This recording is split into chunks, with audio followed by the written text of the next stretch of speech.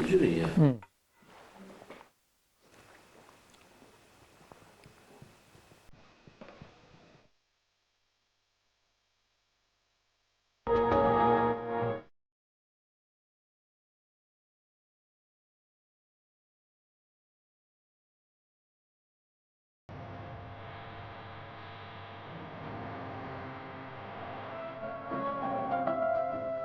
أعوذ بالله من الشيطان الرجيم. بسم الله الرحمن الرحيم. الحمد لله رب العالمين، والصلاة والسلام على أشرف المرسلين وخاتم النبيين ورحمة الله للعالمين وبعد. Chers téléspectateurs, salam alaikum wa rahmatullahi ta'ala wa barakatuh. Marhaba bikoum dans votre émission Avis religieux. Canal Algérie vous souhaite une bonne partie avec le professeur Mohamed Aouaz dans cette petite heure, Inch'Allah. On va essayer de parler d'un sujet qu'on a déjà commencé, bien sûr, pour enchaîner. On avait parlé la dernière fois du principe de recourir aux causes secondes, bien sûr, et le fait de ne pas renoncer à ces causes secondes. Maintenant, professeur, le rapport entre le fait de recourir à ces causes secondes et la confiance en Allah tabaraka wa ta'ala. Et on a besoin de comprendre le vrai sens du tawakkul, haqiqat al-tawakkul. Est-ce que vous pouvez nous rapprocher de ce sens? Bismillah ar-Rahman ar-Rahim. D'abord, la réalité de la remise confiante à Allah tabaraka wa ta'ala, haqiqat al-tawakkul, on ne peut pas la comprendre sans la réaliser. La haqiqa, c'est autre chose. Maintenant, on peut avoir, je dirais, une notion, ou je dirais quelque chose qui est pratiquement contenu dans les textes du Coran et de la tradition prophétique, et également dans la pratique du prophète sallallahu alayhi wa sallam, qui a concrétisé pratiquement toutes les vertus de l'islam. Il les a concrétisées dans le sens, et c'est dans ce sens où il était amené à être un modèle. لَقَدْ كَانَ لَكُمْ فِي رَسُولِ اللَّهِ أُسْوَةٌ حَسَنَةٌ. Ça, c'est en premier. Donc il faut distinguer entre la notion théorique des choses et la réalisation de la même chose. Comme le disait Ghazali, c'est comme celui qui vous dit par exemple, est-ce que vous pouvez m'expliquer le miel? Donc il va vous donner des indications, il va vous donner des caractéristiques, il va vous donner pratiquement des choses un petit peu théoriques pour vous rapprocher un petit peu sur la nature de ce produit. Mais il dit qu'on ne peut pas arriver à connaître la vérité, haqiqat al-asal, illa bil-dhawq. Donc il y a le goût, distinction à faire entre connaissance théorique et connaissance gustative et savoureuse. Ma'rifatun nadhariya wa ma'rifatun dhawqiya. Et je le rappelle que tout ce qui se rapporte à la vie spirituelle relève du goût. C'est pour cette raison que la foi en elle-même, telle que le prophète sallallahu alayhi wa sallam l'a exposée, il l'a reliée directement et il l'a rattachée directement à cette question du goût. Dhaqa ta'am al-iman. Donc il a attribué à la foi un goût. Bien sûr, ici ce n'est pas le goût dans le sens physique du terme, hein, comme vous goûtez quelque chose, une nourriture, une substance.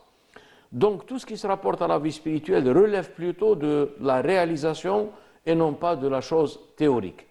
Et d'ailleurs, comme le disait un grand maître de l'islam, Cheikh Abdul Wahhab Sha'rani, il dit que أعلم أن مدار الدين على طائفتين, c'est-à-dire tout ce qui se rapporte à la religion, tout ce qui se rapporte à la tradition, il est fondé sur deux méthodes.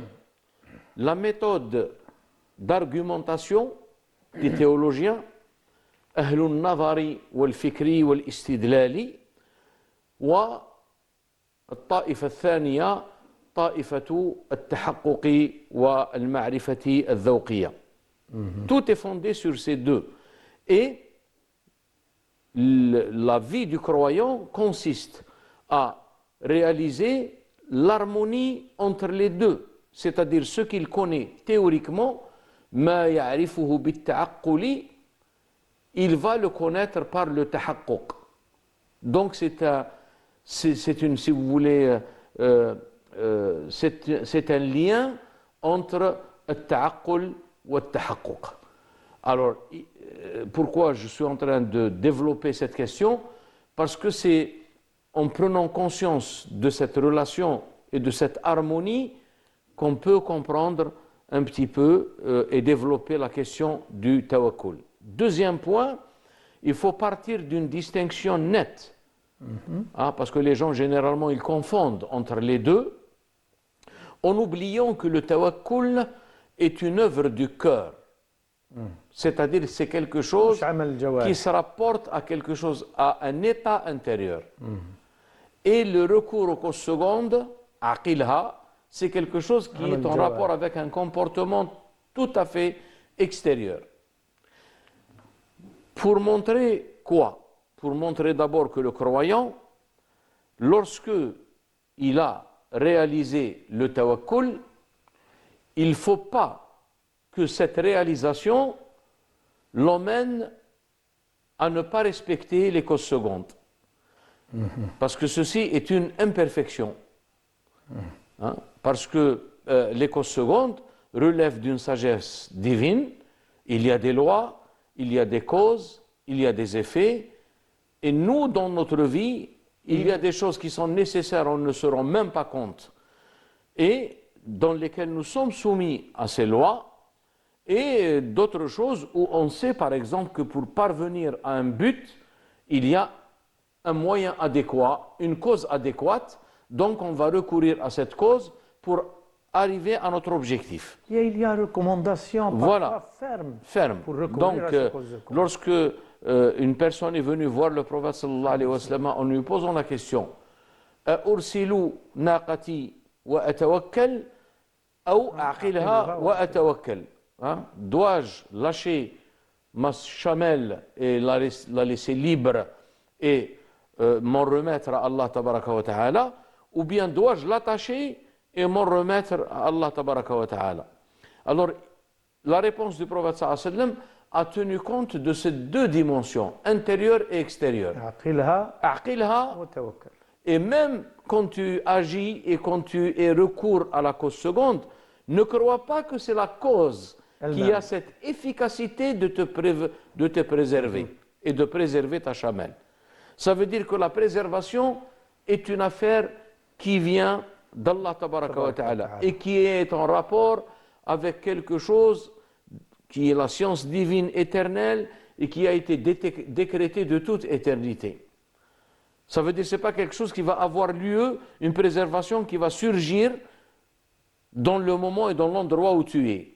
C'est quelque chose qui a été décrété de toute éternité. C'est pour cette raison qu'il lui a dit « Aqilha », ça veut dire c'est une autorisation de recourir aux causes secondes. Il m'arrive des fois où je m'absente une journée en laissant ma voiture ouverte, en oubliant, et je l'ai laissée ouverte. Je rentre le soir, tout est intact. Et ici, il faut être conscient que c'est la préservation d'Allah tabaraka wa ta'ala, mais ce n'est pas parce qu'il n'y a pas des gens qui sont passés par là, ou vous étiez dans un endroit où généralement il n'y a pas de cambrioleurs qui tournent ici. Ce n'est pas du tout ça. C'est quelque chose qui est relié à quelque chose qui est en rapport à la préservation divine. Mais le fait de recourir et le fait que le législateur, Sharia, nous a donné cette autorisation de recourir aux causes secondes, il ne faut pas que ce recours, je dirais, porte atteinte à cette valeur et cette vertu spirituelle qui est التوكل, la remise confiante à Allah tabaraka wa ta'ala. Bien, les versets sont connus, on peut en citer plusieurs. وعلى الله فليتوكل المتوكلون وعلى الله فليتوكل المؤمنون وتوكل على الحي الذي لا يموت. Donc plusieurs versets. On peut même, dans un pare-brise sur la voiture, on met Tawakkaltu ala Allah. Mais ce n'est pas le fait de mettre ceci sur un pare-brise, ça veut dire que vous êtes parvenu à réaliser cette station et cet état de tawakkul. Le tawakkul, tel que le détermine ou le définit les savants et les maîtres spirituels, parce que c'est une question qui est en rapport avec le cheminement et la progression sur la voie de réalisation des étapes et des stations spirituelles, ils le définissent la remise confiante à Allah tabaraka wa ta'ala, c'est que le croyant soit dans un état de sérénité par rapport à tout ce qui a été décrété de toute éternité. التوكل سكون القلب إلى ما سبق به القلم في الأزل. Donc il faudra je ne sais pas combien de temps pour expliquer un petit peu cette définition. التوكل سكون القلب. Donc c'est une affaire de cœur. سكون القلب إلى ما سبق به القلم. سبق به القلم, ça veut dire c'est pas quelque chose qui va intervenir dans la temporalité. Ça y est, comme on le dit dans l'usage populaire et l'usage profane, on dit les cartes sont jouées. Hein? Donc, لما سبق به القلم في الأزل. Attitude sereine et tranquille et apaisée vis-à-vis de tout ce qui a été décrété de toute éternité. Mais vu la difficulté de parvenir à cet état, donc c'est pour cette raison que les grands maîtres spirituels disaient à leurs disciples, ne pratiquez pas de prière nocturne, maîtrisez-moi juste la question du tawakkul.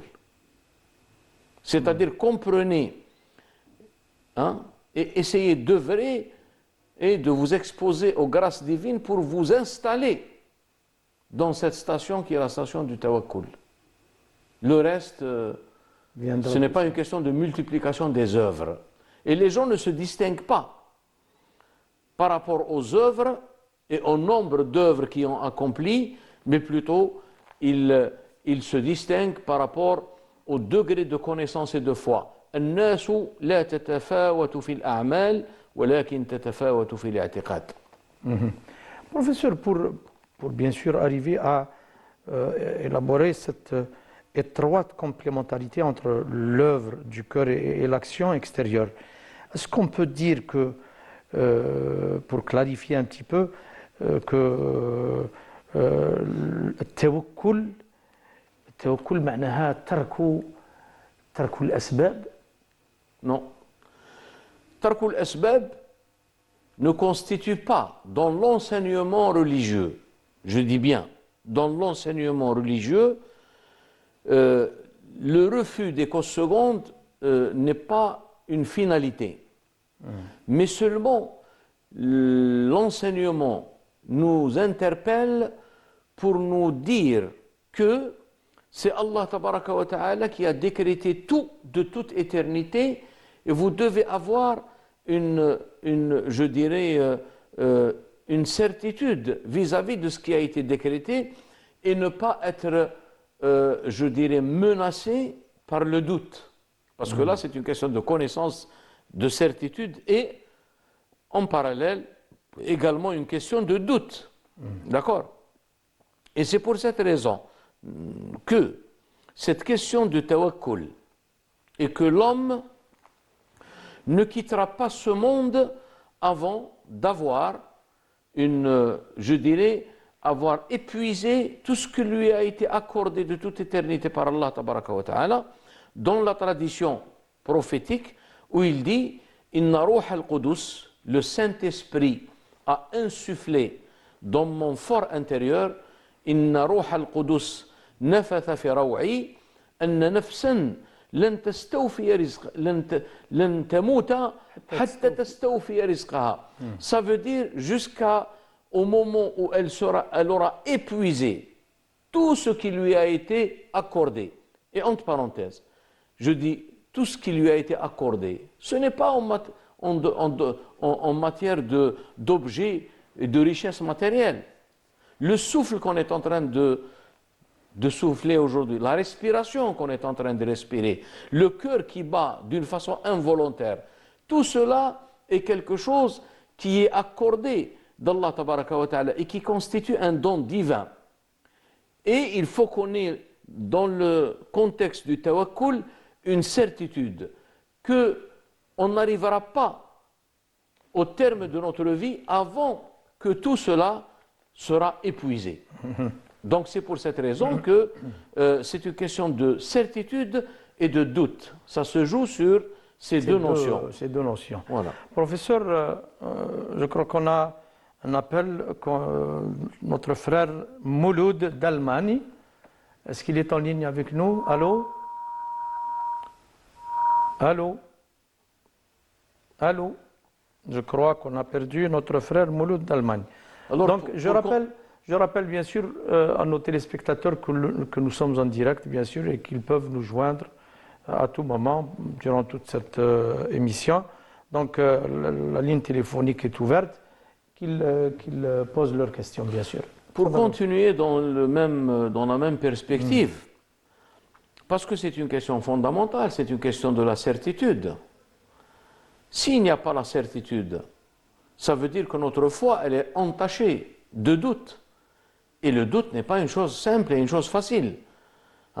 Ghazali est sorti de Bagdad, il a fait une retraite de 9 ans parce qu'il était dans un état où, je ne dirais pas peut-être le doute qui le menaçait, mais en tout cas il était dans un état de soif, d'une connaissance qui l'installera dans cet apaisement et dans cette sérénité. Et c'est pour cette raison qu'il a quitté Bagdad et il s'est consacré à l'isolement, à, je dirais, une pratique spirituelle et une vie ascétique pendant 9 ans.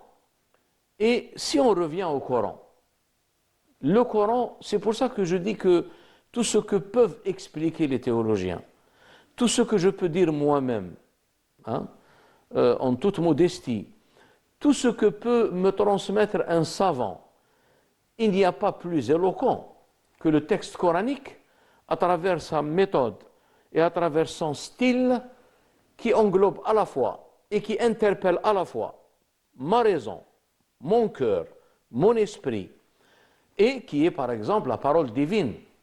Le prophète sallallahu alayhi wa sallam, dans une bataille où il pratiquait pratiquement le djihad, Allah tabaraka wa ta'ala l'interpellait pour lui dire وَمَا رَمَيْتَ إِذْ رَمَيْتَ وَلَكِنَّ اللَّهَ رَمَى. Donc c'est une question fondamentale. Professeur, si vous permettez, on a notre frère Mouloud d'Allemagne qui est revenu. Allô, salam alaikum. Oui, salam alaikum. Wa alaikum salam wa rahmatullah, sabah nour, marhaba. Maintenant, j'ai une petite question, Bork. C'était par rapport à l'interprétation des rêves en islam. Donc, généralement, quand on fait un rêve, on a les fameuses interprétations en islam et tout, qui donnent un petit détail, petite interprétation. Est-ce que c'est quelque chose de tangible ou bien c'est quelque chose, c'est-à-dire c'est pour juste à titre de référence et que c'est quelque chose à prendre avec des pincettes? Vous allez entendre, Inch'Allah, la réponse du professeur. Merci. Merci. Bismillah ar-Rahman ar-Rahim. Effectivement, le rêve, bien sûr. D'abord, il faut comprendre que le rêve prémonitoire, il constitue une partie de 47 parts de la prophétie, telle que le prophète sallallahu alayhi wa sallam avec les conditions, bien sûr, voilà, recommandées. Ar-ru'ya saliha, le rêve, bien sûr, pas dans le sens où les choses qu'on peut voir parce qu'on était préoccupé durant toute la journée, ou bien des choses qui sont pratiquement, comme le prophète sallallahu alayhi wa sallam les a classées et les a identifiées comme étant des rêves qui sont une suggestion, une influence satanique. Le hulm, par exemple, mina shaitan. Mais le rêve prémonitoire, ou le rêve dans le sens positif du terme, il représente et il est en rapport direct avec la prophétie. Dans quel sens? Dans le sens où la prophétie est une fenêtre qui est ouverte sur un autre mode de connaissance, qui est le monde que nous ne voyons pas. Et c'est pour cette raison que l'interprétation des rêves en arabe s'appelle ta'bir. Et le ta'bir, ça veut dire c'est un ubour, c'est un passage. Alors c'est un passage d'où vers d'où? C'est un passage d'une image qui prend forme, mais dans l'interprétation, elle n'a rien à voir avec ce que vous aviez vu dans le sens formel et apparent. D'ailleurs, vous pouvez... Ça peut être tout à fait le contraire. Ça peut être tout à fait le contraire, et vous pouvez même voir des choses horribles, mais dans l'interprétation, elles sont très positives. Maintenant, c'est ce que je peux dire pour répondre à notre frère, mais ce n'est pas n'importe qui est habilité à interpréter. Justement, il faut faire attention. Il faut qu'il y ait un certain nombre de sciences et de connaissances, notamment il faut qu'il soit expert en langue arabe, et il faut qu'il soit expert en les correspondances entre les formes extérieures et ce qu'elles désignent dans un autre degré d'existence, et aussi la piété et la pureté intérieure. Tout cela doivent être vraiment des conditions de la personne qui se lance dans ce domaine de l'interprétation des rêves. Et d'ailleurs, le prophète sallallahu alayhi wa sallam a déterminé 3 types de rêves. أولا رؤيا ما يحدث به المرء نفسه رؤيا من الله وهي بشرى, c'est une bonne nouvelle, hein, et nous avons des exemples dans le Coran et spécialement dans la sourate de Youssef alayhi salam, lui qui était dans la prison. Et il y a dans les versets dans cette sourate relatifs à l'histoire de Sidna Youssef dans la prison, Inna naraka min al-muhsinin. Les gens qui l'ont vu dans la prison, ils l'ont qualifié d'une chose: on voit que vous êtes parmi les gens pieux, parmi les gens sincères.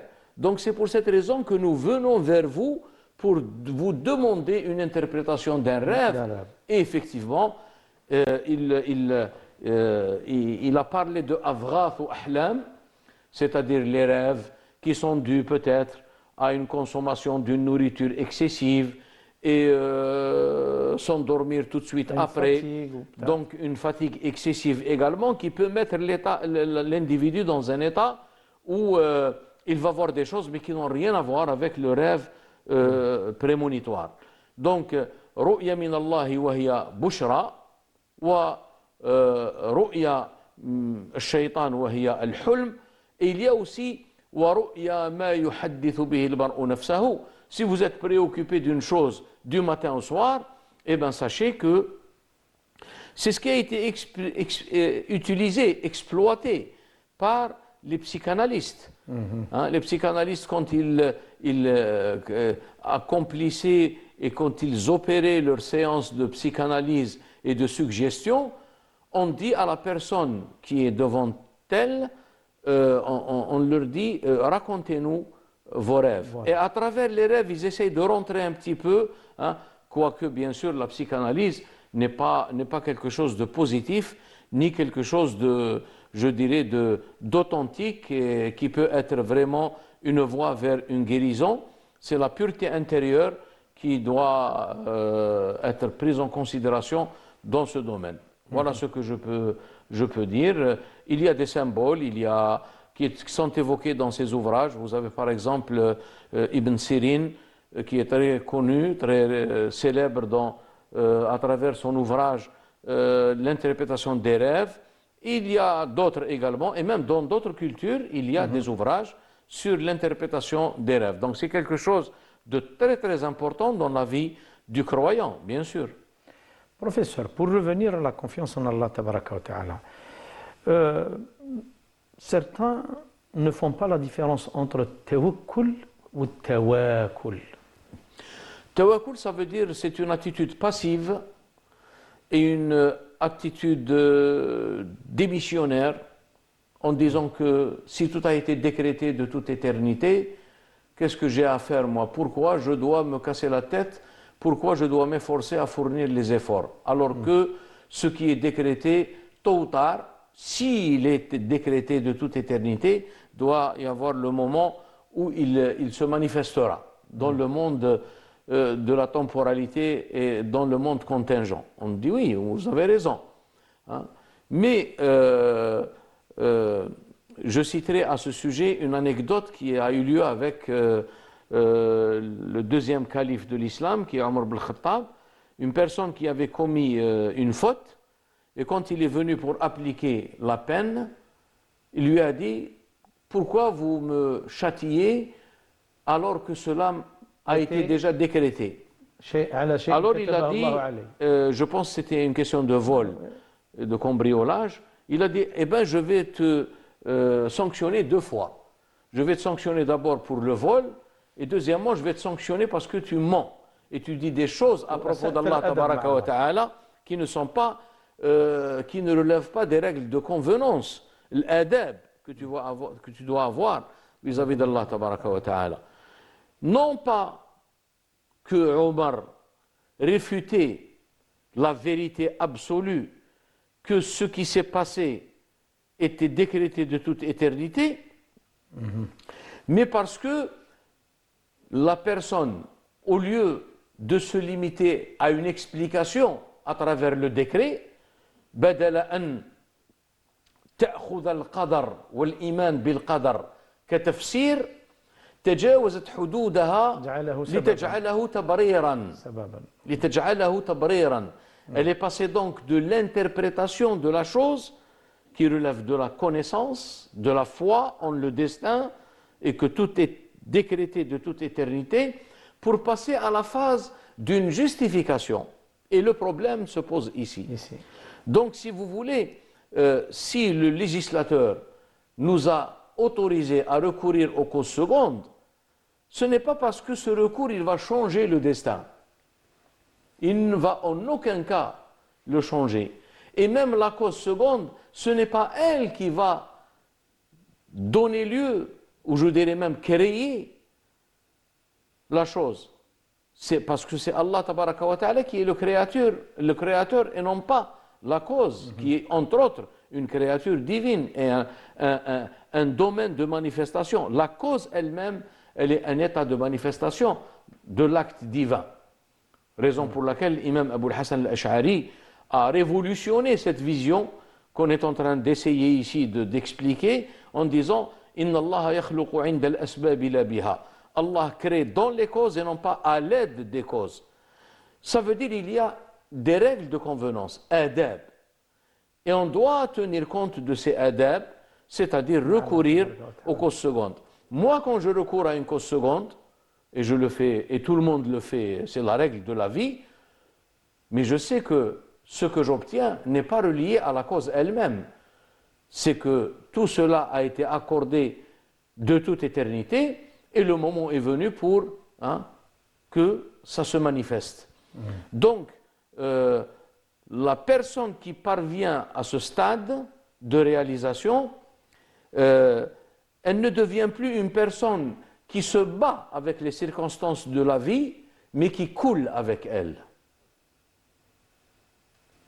Et le fait de couler avec les événements de la vie, ça veut dire être conscient que, en tant que cause et en tant qu'effet, tout cela est inclus dans ce qu'on peut appeler le destin, et en fonction d'un enchaînement de causes et d'effets et qui ne dépendent pas de vous-même, puisque vous représentez un moment dans le temps où les choses se sont manifestées pour toi de telle ou de telle manière. Donc, l'attitude passive, le fait de croire que je dois renoncer aux causes secondes, ce n'est pas une attitude correcte, ce n'est pas une attitude positive, et il y a ce que certains philosophes appellent la puissance d'agir. C'est lorsqu'on comprend la profondeur du destin qu'on arrive à cette efficacité et à cette force d'agir. C'est ce qui a été exprimé par Omar ibn Khattab lorsqu'il sortait de Médine en raison de l'épidémie de la peste et que quelqu'un l'a interpellé en lui disant « Vous fuyez le destin ?» Il lui dit « Oui, je fuis le destin vers un autre destin. » الفرار من القدر إلى القدر. Et cette parole, أفر من القدر من قدر الله إلى قدر الله, c'est une philosophie transcendantale d'ordre très très élevé qui va au-delà bien sûr de ce que disent certains théologiens. Inch'Allah, نواصلوا في الفكرة هذه après cette petite pause, Inch'Allah, professeur. À tout à l'heure.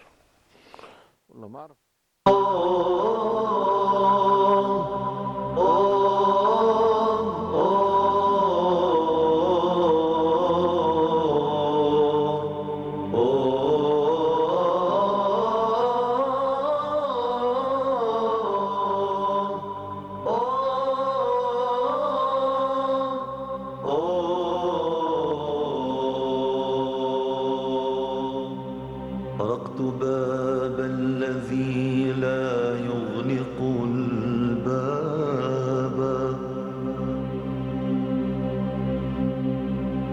طرقت باب الذي لا يغلق الباب ولا يرد عن الأعتاب طلابا،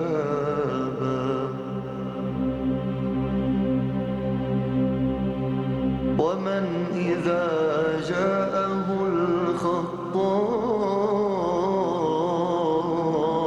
يسأله، ومن إذا جاءه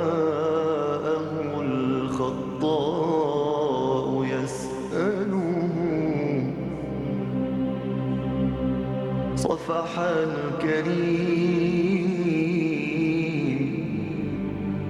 صفح الكريم عن الأخطاء ما خابا، ومن يمد يدا تحنو لملتجئ إليه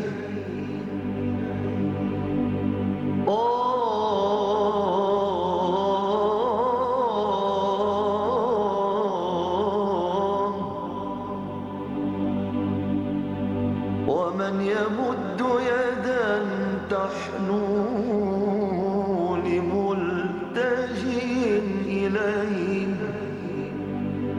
أو مذنب بالأمس قد تاب، ومن يجيب دعاء المضطر في كرم، ومن يجيب دعاء المضطر في كرم، ومن يلبي نداء العبد إذا آبى. انظر لعبد فقير جاء في ندم،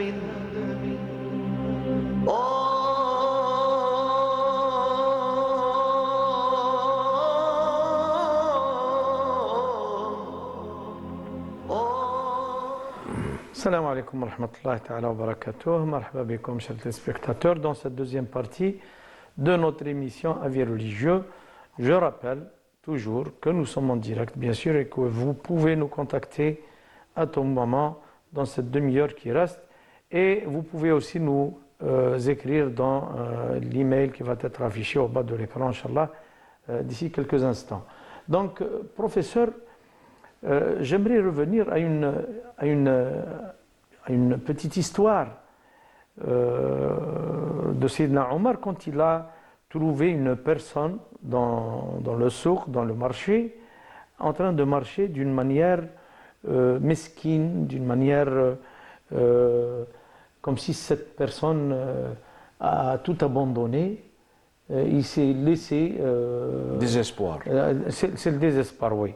Donc, Sayyidina Omar lui a dit أقم نفسك يعني سقم روحك إن السماء لا تمطر ذهبا ولا فضة. Oui, eh ben, c'est un enseignement, c'est une interpellation c'est un rappel qui s'inscrit légitimement dans le cadre des causes que Allah tabaraka wa ta'ala nous a appelés à respecter. C'est ce qu'a fait Omar ibn Khattab dans cette histoire.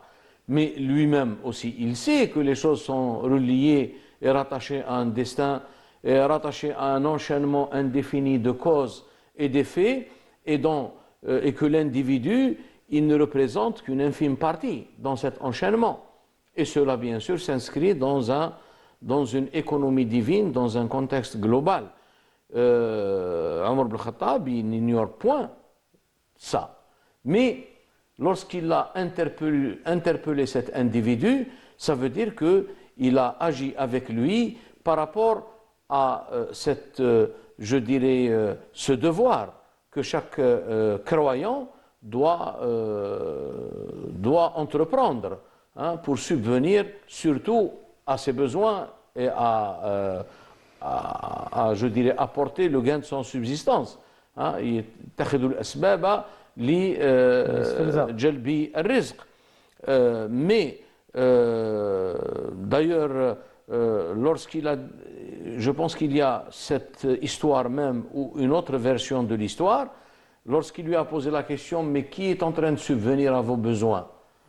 Il lui a répondu, bon, il y a des membres de ma famille ou des gens que je connais, c'est eux qui sont chargés de... Il a dit que ces gens-là sont meilleurs dans leurs conditions que la tienne, que ta condition.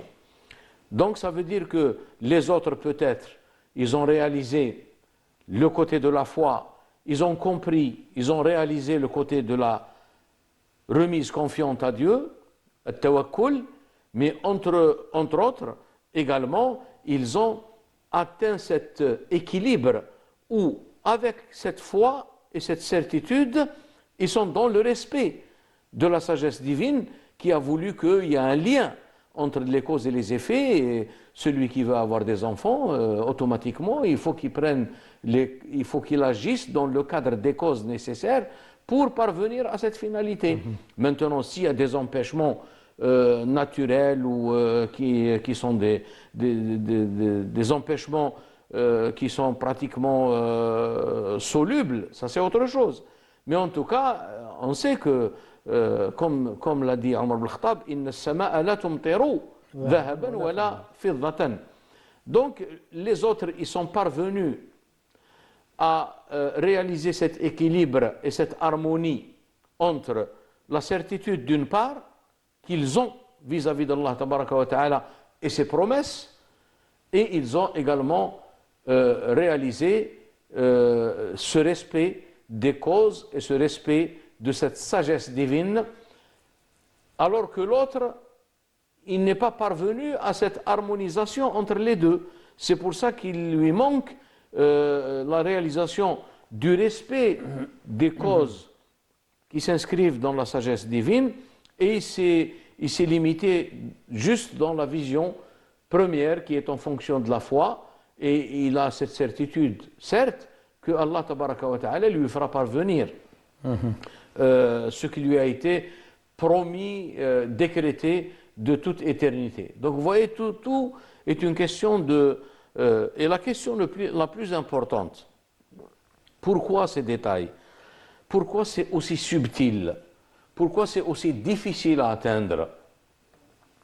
Parce que c'est en rapport avec la foi et la certitude que chaque croyant doit réaliser ici dans le monde d'ici-bas avant l'arrivée du terme de sa vie. تحقيق الإيمان واليقين قبل مغادرة الوجود. C'est pour cette raison qu'Allah tabaraka wa ta'ala il a même interpellé ceux qui méditent le texte coranique, ceux qui lisent le texte coranique, dans des circonstances aussi particulières, aussi compliquées, lorsqu'on parle d'une bataille, harb. Et lorsque le prophète sallallahu alayhi wa sallam était en train d'agir dans le sens de la perfection prophétique, parce que lui, on ne peut même pas le comparer à des explications ou des interprétations. Lui, il est à l'origine même de ces certitudes. Donc, dans ce contexte-là, où pratiquement c'est une bataille, il y a des gens qui sont en train de tomber dans ce champ de bataille, Allah l'interpelle en lui disant وَمَا رَمَيْتَ إِذْ رَمَيْتَ وَلَكِنَّ اللَّهَ رَمَى. Donc c'est cette vérité que nous devons réaliser.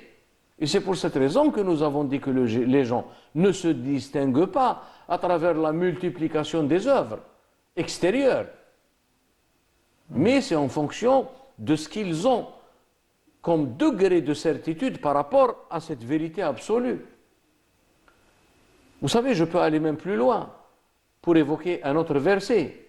Lorsque vous voyez des gens qui sont dans une bataille, il y a des gens qui sont en train de tuer d'autres pour préserver la foi, pour préserver leur honneur, pour préserver leur fortune, parce qu'ils ont été pratiquement envahis, pour défendre leur pays. Ils ont été agressés. Dans ce contexte, Allah tabaraka wa ta'ala, il nous interpelle en nous disant, c'est vrai, vous êtes en train de mener une bataille, vous avez été agressé dans votre liberté, dans votre territoire, dans vos biens, dans votre honneur, dans vos fortunes, et vous êtes en train de réagir. Hein? Mais malgré les circonstances spécifiques de cette bataille, Allah tabaraka wa ta'ala nous dit فَلَمْ تَقْتُلُوهُ وَلَكِنَّ اللَّهَ قَتَلَهُمْ قاتلوهم يعذبهم الله بأيديكم. Alors ici il y a le moyen et il y a l'acte divin qui est lui un acte direct. Comment réaliser comment prendre conscience de cet acte divin direct et qu'il n'y a que lui, rien d'autre que lui, et en même temps vous êtes en train de vous voir perdre peut-être votre vie, mais Allah tabaraka wa ta'ala, il vous dit, comme l'a dit au prophète sallallahu alayhi wa sallam, وَمَا رَمَيْتَ إِذْ رَمَيْتَ. C'est-à-dire dans la simultanéité de l'acte. Et cette préposition dans le verset إِذْ, ça veut dire au moment même où tu lançais. Parce que la traduction du verset justement, ce n'est pas toi qui lançais quand tu lançais, mais c'est Allah qui lançait. وَمَا رَمَيْتَ إِذْ رَمَيْتَ وَلَكِنَّ اللَّهَ رَمَى.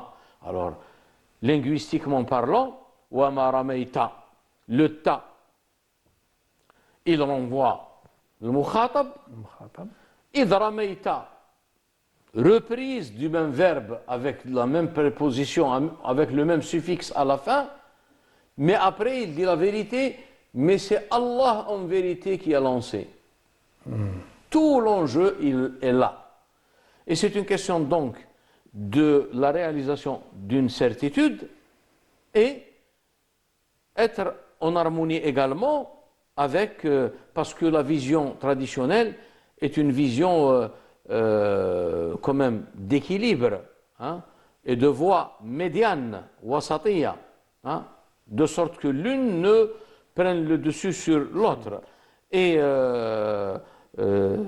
ici, bien sûr, il faut comprendre que c'est pas évident, c'est pas facile de parvenir. Il y a seule la voie d'évolution et de progression et de cheminement spirituel qui parvient à, je dirais, à aider le croyant à s'installer dans cette certitude. Si vous permettez, je terminerai par une précision. Parce que quand j'ai dit que ce qui est demandé, exigé par Allah tabaraka wa ta'ala en matière de foi et de connaissance par rapport aux croyants, c'est de croire en Allah tabaraka wa ta'ala et dans son action directe. Et que celui qui donne, c'est lui qui accorde les choses et non pas les causes. La preuve de cela, c'est que le prophète sallallahu alayhi wa sallam, lorsqu'il a parlé d'une catégorie de croyants qui rentreront au paradis sans qu'ils qu'il leur ait demandé des comptes. يدخل الجنة 70,000 من من غير حساب. Alors ici, le contexte est un contexte de, je dirais, tanouih, ou là. Bien sûr. Alors, هذا التنويه, il est dû à quoi? لا يرقون. Quand on a dit au prophète sallallahu alayhi wa sallam, essayez de nous décrire ces gens-là. Qu'est-ce qu'ils ont de particulier? قال لا يرقون ولا يسترقون. Donc ça veut dire qu'ils ne recourent pas à la ruqya et qu'ils ne la font pas au profit des autres. لا يرقون ولا يسترقون ولا يكوون ولا يكتوون وعلى ربهم. Donc s'il les a qualifiés de ce sont des gens qui se remettent à Allah tabaraka wa ta'ala, à leur Seigneur, ça veut dire que le top et le summum du tawakkul, effectivement, est en rapport avec le fait de ne pas recourir aux causes secondes. D'accord? Mais ça, c'est des choses particulières qui sont le lot de certaines personnes qu'Allah tabaraka wa ta'ala, pour des raisons que nous ignorons, c'est Allah tabaraka wa ta'ala qui les installe dans cette station. Et d'ailleurs, un compagnon du prophète sallallahu alayhi wa sallam, lorsqu'il était malade et que quelqu'un est venu le voir pour lui rendre visite, il lui a dit: est-ce que je vous ramène un médecin? Il lui a dit: le médecin suprême, c'est lui qui m'a rendu malade. En deux mots. هل آتيك بطبيب قال الطبيب أمرضني. Donc c'est une question, vous voyez, de... Là est la difficulté, professeur. Parfois, il est difficile de se situer, il est difficile de se connaître réellement. Parce que vous venez de me rappeler une histoire qui est arrivée entre l'imam Malik et l'imam Shafi'i, rahmatullah alayh. Oui. Ils étaient ensemble et... ils parlaient, ils discutaient sur le rapport entre le tawakkul et les causes secondes. Le recours aux causes secondes, bien sûr, entre sa'i wara al-rizq. Et puis, à la fin de la discussion, l'imam Shafi'i est sorti. Oui, il est parti. Et il est parti. En cours de route, il a rencontré une personne qui portait de la nourriture. De la nourriture. Il l'a aidé, bien sûr. Cette personne l'a récompensé. Il lui a donné une partie de cette nourriture.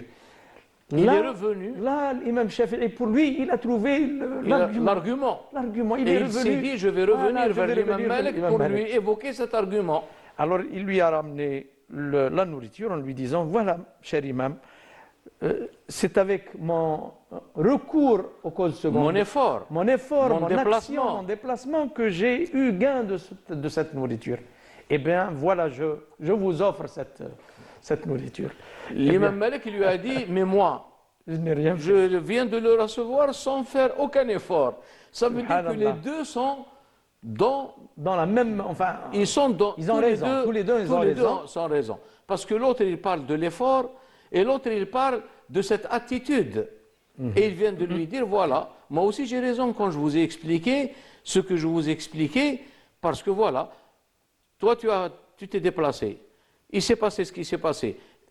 Les circonstances ont fait qui ne dépendent pas de l'imam Shafi'i. Bien sûr. Mais en tout cas, moi, voilà mon argument, c'est que tu es venu, et moi, sans fournir aucun effort, je viens de recevoir mon lot et ma part. Voilà. Bien sûr, mais le problème, comme je vous disais, c'est comment se situer, comment se reconnaître, comment arriver à se positionner. Est-ce que moi, je suis dans cette catégorie qui doit recourir aux causes secondes, ou bien je suis dans cette catégorie qui se remet à la confiance totale d'Allah. Là, pratiquement, on rentre dans un domaine qui n'est plus le domaine de la connaissance théorique, et c'est le domaine de l'éducation spirituelle. Et l'une des conditions fondamentales de cette éducation, c'est qu'il faut avoir affaire à un maître pour vous indiquer le stade où vous êtes et qu'est-ce que vous devez faire et comment vous devez agir. Et si vous permettez, je terminerai dans ce domaine par une parole de sagesse d'Ibn Atta qui parle des deux, c'est-à-dire le recours aux causes secondes et le dépouillement, al-tajrid. Il dit: إرادتك التجريد مع إقامة الله لك في الأسباب من الشهوة الخفية، وإرادتك الأسباب مع إقامة الله لك في التجريد انحطاط عن الهمة العالية. Et la personne qui est en mesure de vous indiquer cela, ce ne peut être que une personne qui a bénéficié d'un héritage prophétique sur le plan spirituel, et vous devez vous conformer à ses enseignements, à ses orientations, parce que c'est lui qui est en mesure de connaître quel est le stade où vous êtes, et il vous donne des enseignements par rapport à votre condition, et les enseignements bien sûr changent progressivement en fonction de votre évolution. Donc ça relève spécialement du domaine du cheminement spirituel, enfin entre parenthèses ce qui est communément appelé التصوف ou السلوك الروحي, le cheminement spirituel. Professeur, merci beaucoup. Barakallahu fik ala had tawdihat. J'espère, Inch'Allah, vous revoir dimanche prochain, bien sûr, à la même heure, avec nos téléspectateurs. Soyez au rendez-vous. Barakallahu fikum, ya'tikum saha, wassalamu alaikum wa rahmatullahi ta'ala wa barakatuh.